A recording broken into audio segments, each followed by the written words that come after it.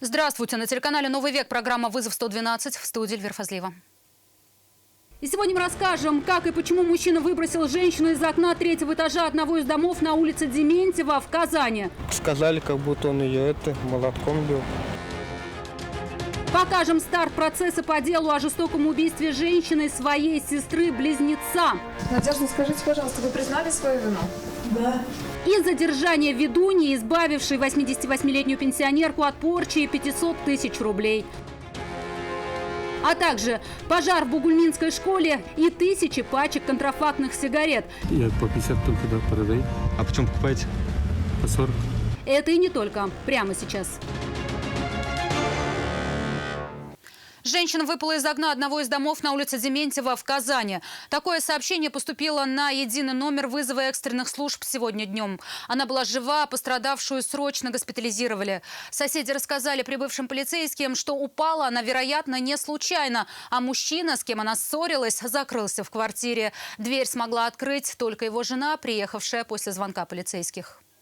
Смотрю вниз, там женщина лежит, лицо у нее окровавое. Александр выглянул с балкона 5-го этажа, когда услышал крики на улице. Под окнами лежала окровавленная женщина. Тут же подбежали прохожие и вызвали скорую помощь. К их приезду женщина была жива, хоть и в тяжелом состоянии. С многочисленными переломами, сотрясением головного мозга и рядом других травм ее госпитализировали. Жильцы подъезда сразу поняли, упасть она могла только с 3-го этажа. Оттуда слышали крики. Предположили, что она пришла в гости к хозяину той квартиры. Сказали, как будто он ее молотком бил. Мужчина сказал, что типа, если хочешь, прыгай. Вот так они полиции передали. Рассказали, что в той квартире участковый частый гость. Но вот причину его визитов не знают. И вообще ее жильцов видят редко и с ними не общаются. У нас как-то не принято это. Даже некоторые не здороваются. Полицейские установили, мужчина был дома, но дверь стражам порядка не открывал. Хотели уже ее вскрывать, когда узнали номер телефона супруги подозреваемого. Она приехала через полчаса и открыла дверь своим ключом. Мужчину задержали, он был сильно нетрезв. Рассказывать, кем ему приходится пострадавший, почему женщина выпала из его окна, он не захотел. А потом заявил, что никакой женщины в его квартире не было. Ко мне залез мужчина в окно. Я его попросил обратно вылезти в окно. Все, вот это все, все, что было. А на земле женщина какая-то лежала в крови? Я не знаю вообще. И вы ее тоже не знаете? Нет, за это я не знаю, ни за женщину, не знаю.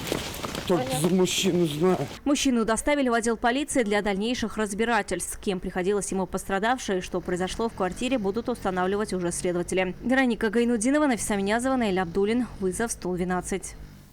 Сегодня в Советском суде Казани стартовало слушание дела в отношении 60-летней Надежды Макаровой, которая обвиняется в жестоком убийстве своей сестры-близнеца у себя дома. Как установило следствие, Вера Муртазина пришла к ней в гости. Спустя несколько часов гостья скончалась от более чем 2 десятков ножевых ранений, а ее сестру задержали. Что произошло в доме, а главное, почему, следствие выясняло почти 3 месяца. Надежда, скажите, пожалуйста, вы признали свою вину? Да. Отрицать вину смысла нет, она это поняла. 2 февраля сразу после задержания уверяла, что сестру не убивала. Я ее не убивала. Не знаю, какой-то. Кто-то налетел и шлепнул. А кто налетел, вы не видели, да? Похоже так. Кто-то знал пин-код и вошел. Как выяснили следователи, в доме в момент убийства было 3 человека. Пришедшая в гости Любовь, ее близнец Надежда, а сейчас на скамье подсудимых, и ее муж. Он спал после застолья, проснулся от шума и увидел окровавленную сестру своей жены, лежащую на полу кухни. Потом подсудимая призналась, планов убивать сестру не было. Была вспышка гнева. Вооружившись кухонным ножом, в ходе ссоры нанесла Муртазина 22 удара острием данного ножа в области ее грудной клетки, живота, верхних и нижних конечностей, а также по телу. От полученных ран женщина скончалась на месте. Подсудимая сейчас о том вечере помнит не все, была сильно пьяна. А как так произошло? Вот вы же, наверное, с сестрой не конфликтовали? Нет, конфликтов не было. Просто так все вышло при разговоре. Родственники с этой семьей практически не общались. Их навещали в основном только дети. Дочь реже живет в Салавате. Чаще приходил сын, но его мобилизовали. Изредка приходила Любовь. Ну, я говорю, дядя Юра, он, как сказать, он был против, потому что, когда она приходила, она всегда, пьяной в основном уже была. То есть вот так вот. И он был немного против того, что она здесь. Рассказывают, они и сами дружили с алкоголем, но могли остановиться. Сын пьет у нее. То есть они могли там, допустим, дня на 3 там уйти в запой, скажем так, попить, и потом они там отходили, шли на работу, дядя Юра, по крайней мере. Вину признаете, не признаете, признаете частично. Вину признаю. Сегодня на процесс не явился потерпевший, сын убитой женщины, и рассмотрение дела по существу обвинение просило отложить. Считаю, что меру пресечения ей нужно продлить, поскольку она обвиняется в совершении особо тяжкого преступления. Защита была против ареста. Адвокат настаивал, что скрываться от следствия у его подзащитной намерений нет. К тому же в содеянном она раскаивается и просила изменить меру пресечения. Если можно, то домашний.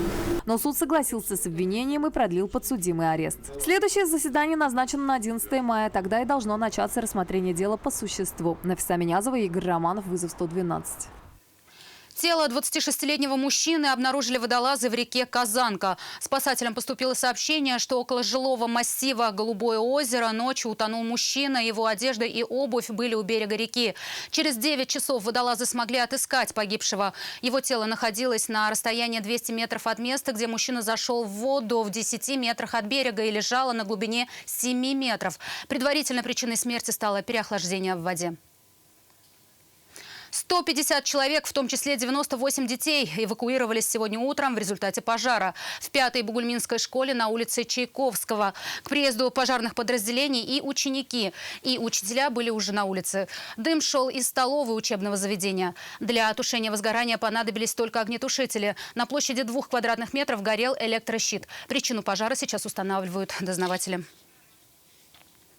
50-летняя женщина наколдовала уголовное дело и возможность несколько лет провести в местах лишения свободы. Ее задержали после заявления 88-летней пенсионерки, которая и встретила эту женщину, возвращаясь домой из магазина. Случайная знакомая убедила пенсионерку, что на нее наложена порча, которую надо срочно снимать, иначе последствия могут быть самыми печальными. Процесс исцеления проходил дома у потерпевшей. И после того, как целительница ушла, пенсионерка обнаружила, что вместе с порчей ее избавили и от всех накоплений. Вместе со случайной знакомой из ее квартиры пропали 500 000 рублей. Пенсионерка тут же обратилась в полицию. Задержали подозреваемую, выехав в служебную командировку в Челябинскую область. Подозреваемую доставили в Казань для проведения следственных действий. Свою вину 50-летняя женщина признала полностью. Похищенные у пенсионерки деньги задержанная потратила на собственные нужды. В настоящее время в отношении подозреваемой избрана мера пресечения в виде заключения под стражу. 6 лет в местах лишения свободы может провести мужчина, который подозревается в реализации контрафактной табачной продукции. Сотрудники экономической безопасности выяснили, что в Казани в павильонах, складских помещениях и металлических контейнерах в большом количестве хранились сигареты без акцизных марок. И установили, кто занимался их поставкой. Акцизные марки имеются на них? Маркировка имеется? У меня даже нет вроде. Какой раз уже приобретаете? Я вот 2-й раз только. Этот предприниматель попался с поличным, когда покупал сигареты на продажу. И продавец, и покупатель прекрасно понимали, продукция незаконна. Необходимых акцизных марок на пачках нет. Никакие налоги с продажи этого табака в бюджет не поступают. Я по 50 только продаю. А почем покупаете? По 40. Почему вы покупаете такие сигареты, которые без кассы продаете? Колхозники спрашивают. Они дешевле, что ли, или дороже? Что, по качеству хуже, лучше? Дешевле. По качеству я сам не знаю. А документы какие-то вам дают на них? Нет, только по накладному. Мужчину задержали и для выяснения всех обстоятельств и определения его статуса доставили в отдел полиции. Вероятнее всего, он будет свидетелем по уголовному делу, которое грозит продавцу контрафактного табака. Кто поставил сигареты? Поставил человек, чтобы потом... Как зовут человека? Заберет. Как человека зовут? Я не знаю. Силовики установили, что мужчина занимался оптовыми поставками табачной продукции в Татарстан. Вероятнее всего, она предназначена для реализации в других странах и завезена в Россию незаконно. Хранил сигареты в павильонах, складских помещениях и металлических контейнерах на улице Тихорецкая. Со складов в общей сложности изъяли более 12 000 пачек сигарет. Возбуждено уголовное дело по признакам состава преступления, предусмотрено частью 6 статьи 171 прим. 1 Уголовного кодекса Российской Федерации. Это производство, приобретение, хранение, перевозка или или сбыт товаров и продукции без маркировки и нанесения информации, предусмотренной законодательством Российской Федерации. Если вину подозреваемых удастся доказать, то им может грозить до 6 лет реального лишения свободы. Иван Сарафанов, Нафиса Минязова, Вызов, 112. Это все, о чем успели вам рассказать. В студии была Эльвира Фазлиева. До встречи и не бросайте вызов судьбе, вдруг она его примет.